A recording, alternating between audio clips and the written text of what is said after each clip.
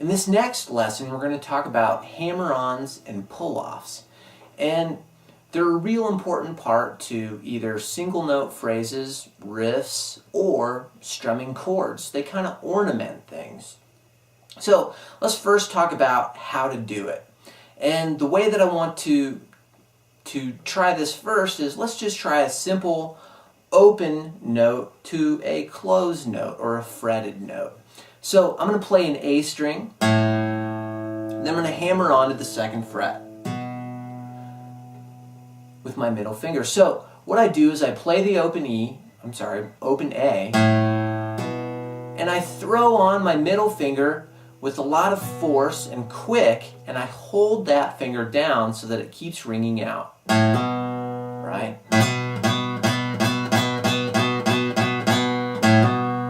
So imagine a beautiful soaring condor in in a beautiful Peruvian lake searching for trout. And so the condor swoops down slowly and then attacks, grabs the trout, and enjoys its prey for lunch. So maybe not the best explanation, but that's kind of like a hammer-on.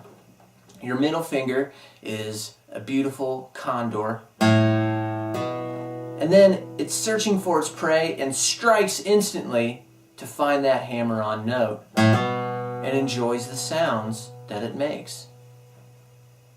So that's one way to explain it. Or you're just plucking that string, throwing that middle finger down as fast as possible and leaving it down with a lot of pressure to make sure it rings out. So if I pull off the note, it's kind of similar but in reverse. I play the note first with my middle finger down, and I pull off my middle finger, and I kind of drag the fat of my middle finger right at the tip there slightly downward to get that pull-off sound. So that's a hammer-on and a pull-off.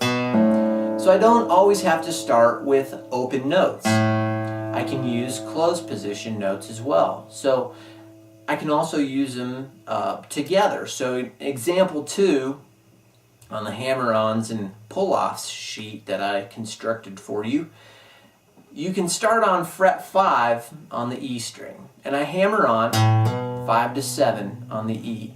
Then what I'm going to do is I'm going to hammer on 5 to 7 on the A, then pull off back to 5. Okay, so hammer on and pull off, and notice with my right hand I'm only striking once for that phrase. Then I go to the 3rd fret E string and pull off to open. So if I put that together, I've got, again, sorry.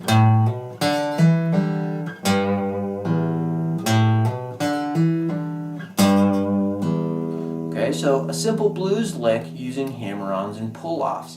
Now, if I want to practice this technique, what I could do is I could take an E minor pentatonic scale, like in example 3, and I could just run that scale up the scale, hammering on.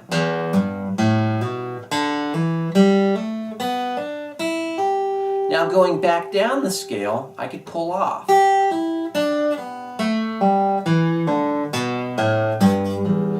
Now notice my right hand, every attack that I do, I'm trying to alternate my pick.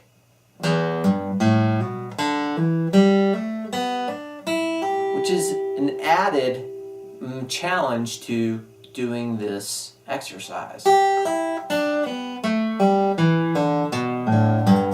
will make your right hand more efficient as you're practicing hammer-ons and pull-offs. So hammer-ons and pull-offs are not only used with open notes, closed notes, and single note riffs or phrases, they're also used with chords. So let's say I had a progression like this: measure a G, measure C, measure D.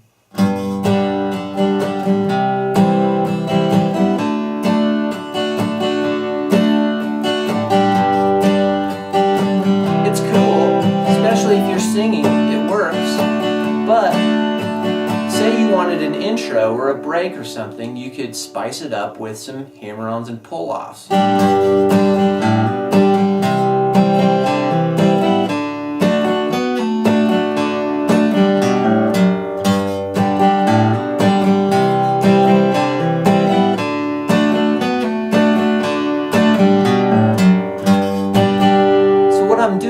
Instead of just a bass, down, up rhythm, bass, down, up, down, up rhythm, I could do bass, down, up, hammer on with my first finger, still maintain that chord shape, then down, up. Then I could go to my C, bass, down, up, hammer on with my middle, still maintain the rest of the chord shape. Right, so far I've got.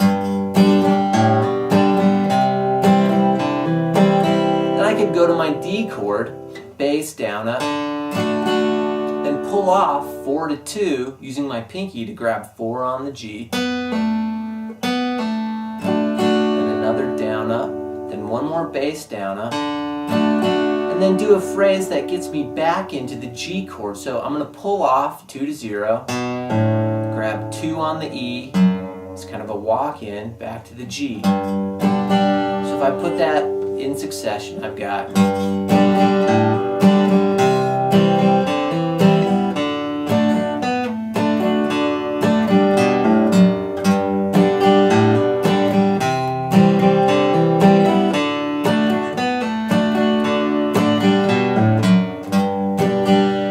So that would be a good way to arrange your tune if you needed an intro or a break or a bridge or something, just doing the same progression but adding in some hammer-ons. So those are some good applications for hammer-ons and pull-offs and how to do it.